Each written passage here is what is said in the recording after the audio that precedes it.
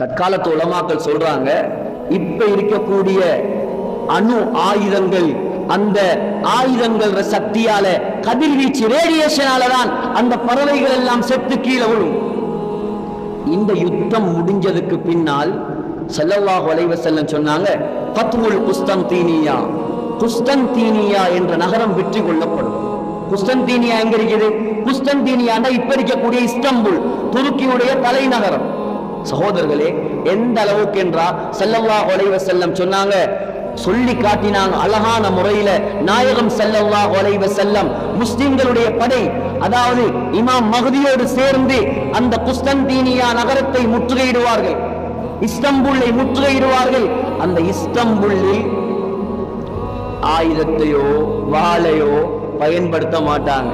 முஸ்லிம்கள் எல்லாம் போய் ஒரு வார்த்தை தான் சொல்லுவாங்க, லா இலாஹ இல்லல்லாஹ், அல்லாஹு அக்பர் என்பார்கள். கடல் பகுதி முஸ்லிம்களுடைய கையில் வந்துவிடும். இரண்டாவது தரம் லா இலாஹ இல்லல்லாஹ், அல்லாஹு அக்பர் என்பார்கள். தரை பகுதி முஸ்லிம்களுடைய கையில் வந்துவிடும். மூணாவது தரம் லா இலாஹ இல்லல்லாஹ், அல்லாஹு அக்பர் என்பார்கள். முழு குஸ்தன்தீனியாவும் வெற்றி கொள்ளப்படும்.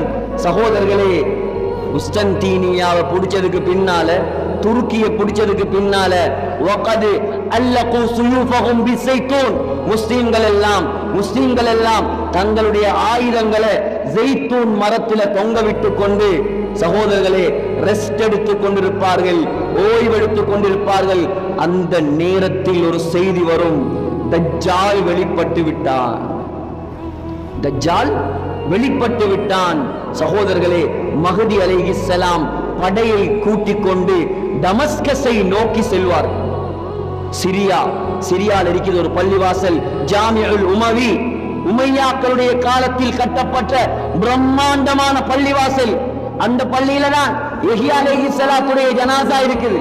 அந்த பள்ளியில தான் சலாஹுத்தீன் அய்யூபியுடைய கபர் இருக்குது. அந்த பள்ளியில தான் ஹுசைன் ரலியல்லாஹு அன்ஹுடைய தலை வைக்கப்பட்டது.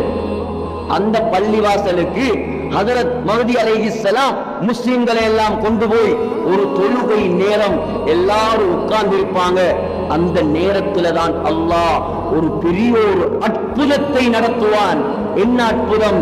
இரண்டாவது வானத்தில் இருக்கக்கூடிய ஈசா அலைஹிஸ்ஸலாம் ரெண்டு மலக்குமாருடைய இறக்கையில் தொங்கிக் கொண்டு அந்த பள்ளிவாசலில் வெள்ளை மினாராவில் அப்படியே இறங்குவார்.